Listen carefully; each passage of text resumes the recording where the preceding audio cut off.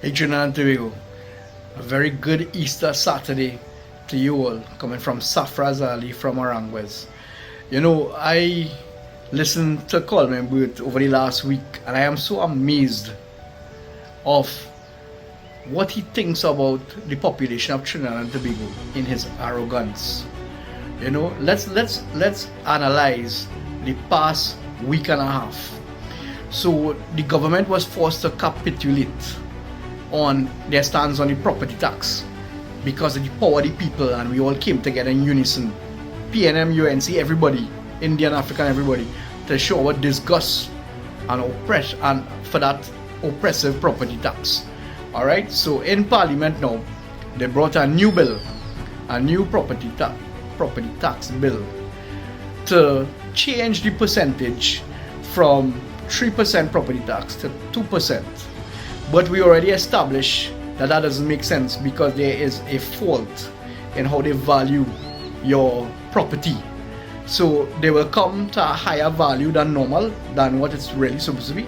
And even at 2%, you'll get a higher property tax. So that don't make sense, right? But what is interesting, he extended the time period to 6 months for you to lodge a grievance or objection. But here is the catch. For you to lodge that objection, number one, you have to pay a private valuator, right? Now you have to pay to do an assessment on your home, and then you have to send that assessment or that valuation that you paid for into the objection process so that they will watch your valuation and then move accordingly. Now, my question is this: why are you punishing the citizens of Trinidad and Tobago with all these unnecessary measures? Get it right in the first place. Have objective and fair and transparent valuations so that the citizens wouldn't have to go through an out-of-pocket expense to find money to protest for something that they don't have money to pay for in the first place. Mr. Coleman Booth and your colleagues, wake up. You all are suffering, the citizens of Trinidad and Tobago, right? So that's the first main problem I have with that. We have to find money to object, and then now find money to pay that property tax because we don't know how the objection will land, whether they will accept it or they wouldn't accept it. It's oppression upon oppression. That's number one. Number two, I heard Coleman Booth saying that pay a property tax for you to get water. What nonsense is that? So what we paying WASA bill for? WASA is the one in charge of distributing water, yes.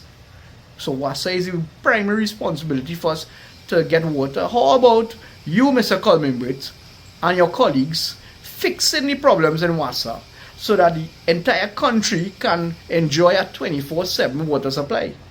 Is that so hard to ask? Water is a basic need of human survival. Yet still your government has failed to deliver its mandate on water for all. That's the second issue. Third issue, Mr. Coleman Booth is saying that the property tax is very important for his government because they would like to weed out, according to him, weed out clerical staff and lower paying employees who own multiple homes. Again, you're insulting the intelligence of the nation, Mr. Coleman Booth. They have people who will born and live their entire life in Trinidad and die, and they will be continually renting because they don't have the capacity to own their own land and own their own home. And that is the situation for thousands of our citizens. Our citizens work hard their whole life to provide a home for their family, right? How could they own multiple homes? Where are you getting that from? Where are you getting that from? That lower level clerical staff owning multiple homes, and the property tax will identify who these people are. Well, Mr. Coleman Booth, message to you: you need to wake up. You need to wake up, stop suffering the people, Mr. Coleman Booth. And the last point I have, Director Mr. Coleman Booth, is that in Parliament, when he was debating this new property tax that he wants to bring out, he is saying that the property tax will be capped at 10%. Imagine that. So he reduced it from 3% to 2. But now he wants to bring an amendment to cap it at 10%. Guys, I want to ask you all, do you all remember who Coleman Burt is? Isn't he the same one who said that I raised gas once, I raised gas twice, I raised gas 3 times, and they riot yet? I go raise that 4 times. And raise he did. He raised it a 4 times and a 5th time. And we are saddled with that high gas price. So who is to say that he'll come in a seminar and start a snicker? Well, I carry property tax from 3% to 2%, but then I raise it back to 3%, I raise it back to 5%, I raise it back to 7%, and they riot yet. And then boom, he carried to 10. Because that is what he is pushing in Parliament, to cap off property tax at 10%. Guys, we need to unite, we need to wake up. How much more will this individual and this government laugh at the poor people at Trinidad and Tobago?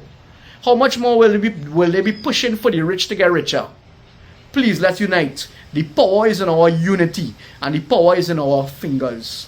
When the time is right, the index finger will cast and will show them that they cannot laugh at the population and they cannot suffer us. We've been in it for far too long now. Let's unite, guys. We put our belief and trust in the Almighty, and He will open the way for us. Take care. God bless. Safra Ali coming to you live from Arangwes. Until another time, we'll speak.